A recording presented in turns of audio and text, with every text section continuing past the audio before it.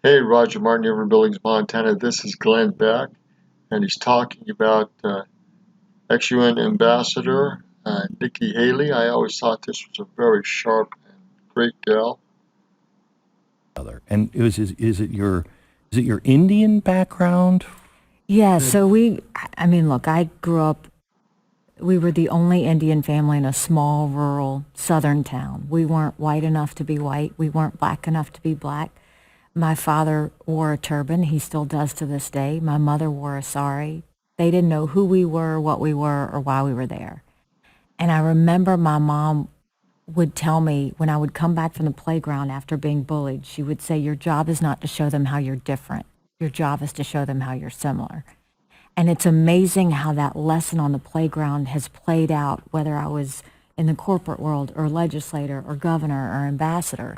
Because when you talk about what you have in common first, everybody lets their guard down. And then you can take on the challenges of the day and get to the solutions. And Jesse Jackson and Al Sharpton both showed up. And I so desperately wanted to protect the state. And So let me stop at this very important point here.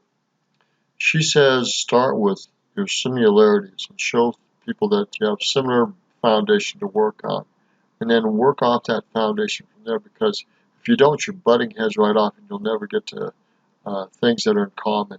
You'll never have a foundation to work off of. So very, very great wisdom there. that meant keeping Jesse Jackson in the loop, having breakfast with him every other day to say, this is what we're doing, this is how we're doing it.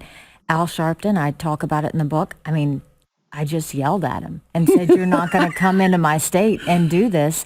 And he left. And so it was, but it's making sure you're listening to everyone, but making sure you're leading so that everyone feels like you're doing something. And I mean, it was a tough time. It really was. The Connecticut governor called you and said, you're headed for real trouble. He had just gone through this.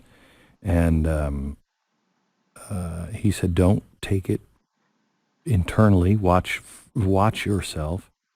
And you soon found yourself, the press calling, saying, are you sick?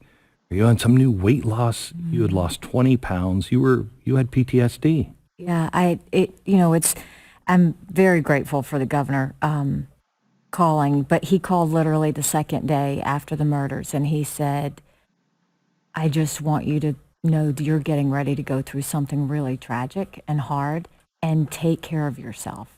And I didn't know what he meant at the time.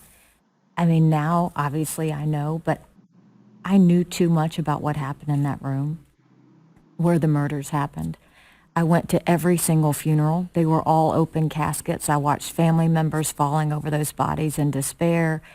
And I just internalized it. And it got to the point where I would do a press conference, I'd come back into the office and I would cry. I'd go home, I'd get in the bed and I would cry. And I just couldn't figure out what was happening. And I did. I lost 20 pounds.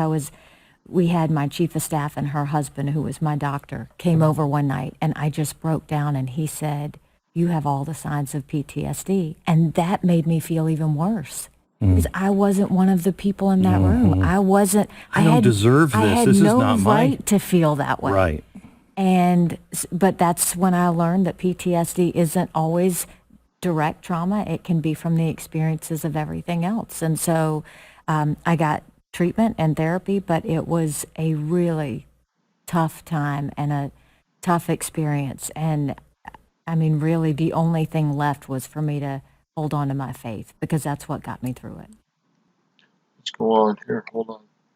We're not going to do his hour part here. I'm going to leave this for others. I may look at some things. I may add to this, but really a great gal. The more you learn and study about history and about people, what they really go through and what they do, the more appreciation you can get for great leaders and great people that have done tremendous things. Now, Nikki Haley is an Indian. She immigrated into this country, not an American native Indian. There's a difference. Kind of clearing the way for me. And he said one day I wasn't wearing my pen, and he was like, why is it such a hassle? And he realized, oh my gosh, it's the pen. And it was the draw. He calls it Gollum because he's like, my precious. He calls it my precious because of the Lord of the Rings. He said, it has that kind of power. And he said, only when I go through and I have to wear it for security. Otherwise, I take that thing off as soon as I can. And those things are dangerous because what happens is those that are in elected office forget that they're serving the people, not the other way around. Well, I want to get to this later. What's worse are those people who are not elected to office who have power in Washington. Very true. You were not for Trump in the beginning. In the beginning, I was Yeah, not. you were Marco Rubio, and then you went to Ted Cruz. Your mom was... She was for President Trump the whole time, Right. from the very first day. And she's an immigrant. Oh, and she loved how straightforward he was. She loved the fact that he wasn't going to let the United States get taken for granted. But more than that, she loved what he was going to do on illegal immigration. Because my parents came to this country because they wanted a better life for their kids. And they put in the time, put in the price, and came here legally. They are offended by those who come here illegally. So she very much wanted to do that. And it's funny because we had a lot of talent on that stage, 16 Oh, yeah, people. good people. So that's a very interesting story from her mother. Mother's pro-Trump all along. She's an immigrant from India, and wow, she wanted those rights protected and supported. Anyhow, I'm going to end this here. Other things are going on, but it's an hour long. It's well worth your time. There's some really choice spots in here. I love Nikki for who she is and what she stands for and what she's tried to do personally and professionally and politically. So I'm going to watch this. I encourage you to take a look at it. It only started out a little over an hour ago, and it already has 3,000 views. I like it, and I think it's a great job again by Glenn Beck. Some independent news and reporting. It's Roger Martin from Billings, Montana. Good day.